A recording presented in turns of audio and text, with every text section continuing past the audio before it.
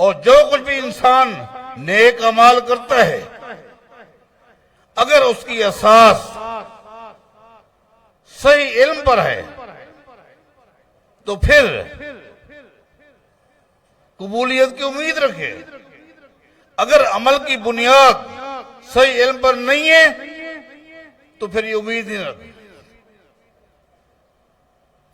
اس لیے شریعت نے ہر عمل کے لیے، ہر عبادت کے لیے اس عبادت کے متعلق علم شرط رکھی ہے.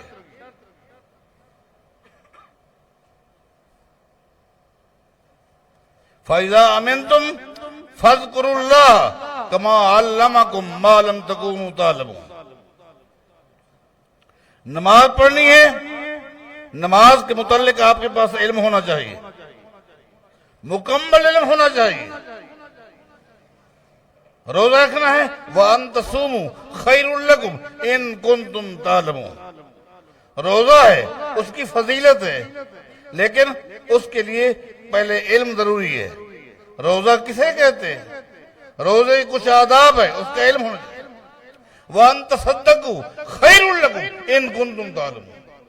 صدقہ خیرات کرو اپنی طرف سے، والدین کی طرف سے، لیکن اس کا علم ہونا چاہیے. جہاد کتنا بڑا عمل ہے، لیکن شرط کیا ہے؟ ذَلِكُمْ خَيْرٌ لَكُمْ إِن كُنتُمْ تَعْلَمُونَ. علم شرط.